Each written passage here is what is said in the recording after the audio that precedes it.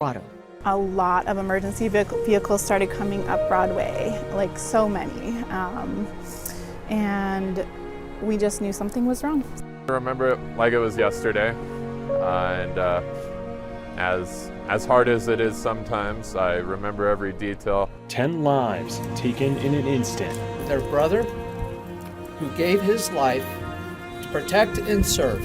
He was dedicated to anything he ever believed in. I'm grateful to have known him. Today we mourn and honor their memory. We say their names again and remember.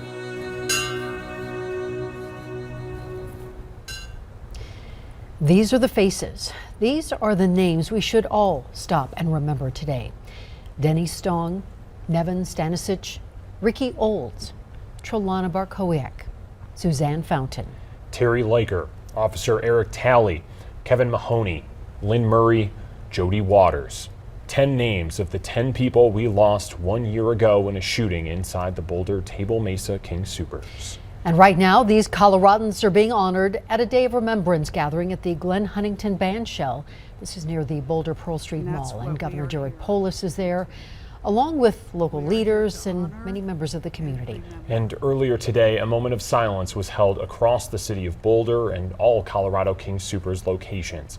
This was the scene inside the University Hills King Soopers this afternoon.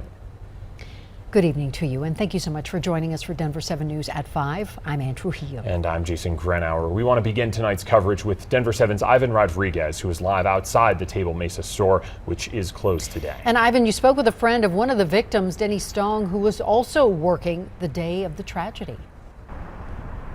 I spoke with one man who says Denny Stong was like a brother to him, and like you said, he was working at the time of the shooting and got the chance to speak with Denny. Even made him his favorite cup of coffee moments before the shooting. When I came back from my break, I came to the Starbucks and he was there. He came back from shooting up in the mountains with our friend, and I served him coffee. I made him his favorite 4-shot caramel macchiato and handed it off to him, and then like while he's walking down the middle of the store is when the shooting happened. Logan Smith tells us he was a barista inside the King Soopers and had built a strong relationship with Denny Stong. He tells us Denny loved flying and was close to getting his pilot's license. He also had a passion for music, the outdoors, motorcycles, and just spending time with his family and friends. He was blunt, he was honest, he would not hold back anything he would say to you, and I respected that because growing up that's something I never had, and I saw value in him as a friend, not because of that, but just because of his character. Denny was not supposed to be working that day and came in to do grocery shopping after coming in from the mountains. Smith says the most important thing moving forward isn't to dwell on the events that took place 1 year ago, but to remember the people for who they truly were. Live in Boulder, Ivan Rodriguez, Denver 7. Yeah, so many beautiful lives gone that day. Thank you, Ivan. And today, the Boulder Police Department paid tribute to Officer Talley. He was honored right in front of the police department. And during the line of duty death commemoration, hundreds gathered to remember the family man who was so well loved by his fellow officers and community. A statement was also read by a fellow Boulder police officer on behalf of the Talley family. And before today's commemoration, we got the chance to sit down one-on-one with his patrol sergeant, who knew Officer Talley better than almost anyone. Life experience plays a huge role in forming any police officer's manner, ethics, and empathy. He wasn't the youngest cop by any means. He was coming into the career as having worked another field where I was used to most of the new cops were 21, 22, 23 years old. Already in his 40s, Eric Talley had a deep connection with his community, an understanding of what it meant to serve, to protect. Talley's patrol sergeant, his boss, will tell you this guy entered the police department with a maturity that stood out. Depending on the situation and the time, he could be very serious and very endearing and caring. If there was something going on with an officer's personal life, or even a trainee that was struggling through our training program, it's incredibly stressful. He would see that, recognize that. He could be kind of that mentor, nurturing person. And as the sergeant puts it, a goofball, a prankster when the moment was right.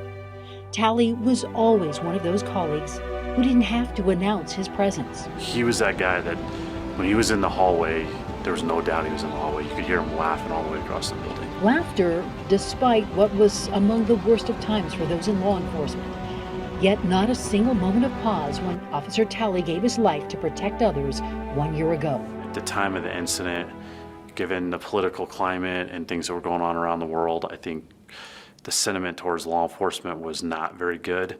And we're all people, we're regular people. And when you come to work every single day and you're getting yelled at and screamed at and told how awful you are, you know, it wears on you and it beats you down. And I think the morale at the department was really low. Losing someone like Eric Talley offered a new perspective within the Boulder Police Department. I think his sacrifice has definitely brought the department together. An incredible impact at a difficult time. Yet little did those in the department know the impact of Officer Talley's death would be much deeper outside the department as well. A cultural shift. People were actually taking the time to stop and ask questions about who we are as people, what our job actually is about, asking real good questions. Prior to all this, people would wave, people would say hi.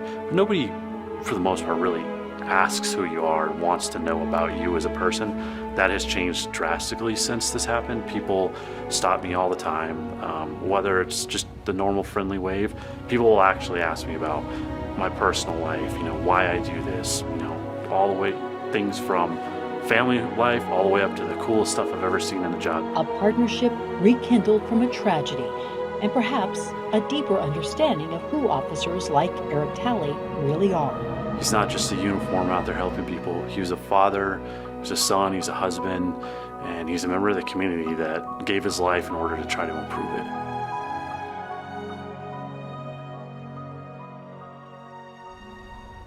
And this month, President Biden officially signed off on a Boulder post office being renamed in honor of Officer Talley, and that post office is located at 15th and Walnut. Meanwhile, the criminal case against the suspected shooter has been on hold since last year. He will be held in a state mental health hospital in Pueblo until he is found competent to proceed with the trial, and that could be soon. Court documents from earlier this month show the state hospital indicated there is a substantial probability that he will likely be restored to competency within the reasonable future. His next competency review is set for next month. The Boulder Strong Resource Center opened in the aftermath of the shooting to provide mental health resources to the community. A year later, the needs have changed, but counselors are still working hard to help people heal. So people who maybe didn't need help a year ago are feeling it now. Some people might be feeling numb, they might be feeling angry, they might be feeling scared, they might be feeling sad. All of those feelings are normal and valid, and that's why our counselors are here as well, just to support people where they are. The center is located on Baseline Road and is open 6 days a week, no appointment necessary. The Resource Center says it's still helping about 200 people a month.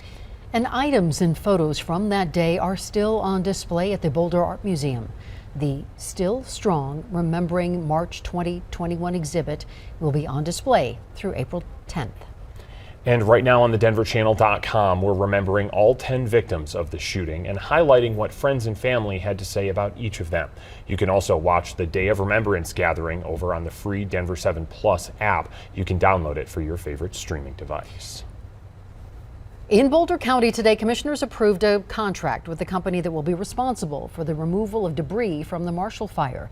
Commissioners also signed off on a joint resolution with Superior and Louisville to clean the debris. This project is estimated to take about 4 months, and the county has said removal can start once the contract is signed. Full details on when exactly and how the work will begin are expected to be shared at a community meeting later on this month. Louisville police need your help finding this man who they believe burglarized a home damaged by the Marshall Fire. This past Saturday, a police sergeant noticed suspicious activity near the entrance to a burned neighborhood. He witnessed the suspect, Nathan Liedtke, flee a home from a backyard. The sergeant also found a truck with items taken from the home inside that truck.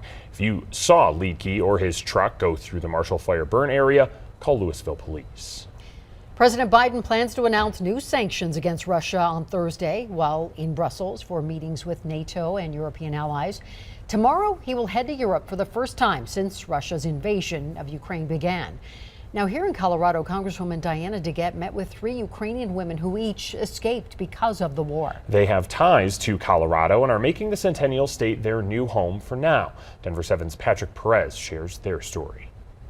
Speaking publicly for the first time since their escape from Ukraine, these 3 women have gone through more than many will in a lifetime. This is just a terrible, terrible situation, even worse situation than any of us could have imagined. U.S. Representative Diana DeGette led the discussion Tuesday morning as they each shared through a translator their harrowing experiences. Elena moved to Colorado 2 weeks ago with her 2 young kids. She had to leave her husband behind and later learned her street had been bombed. Her husband insisted them to leave the country because kids till now they still hear the sounds of sirens going off in Kiev and outside of Kiev. Katerina and Tatiana, mother and daughter, arrived in Denver about a week ago. They were some of the first to find out a war had officially started. They experienced the bombing in the first minute of the war of 5 o'clock in the morning on February 24th. Coming to the U.S. was not an easy decision for any of them, having to leave behind everything they know. Tatiana's husband and children are still there. Even though, and Tatiana says, even though they're here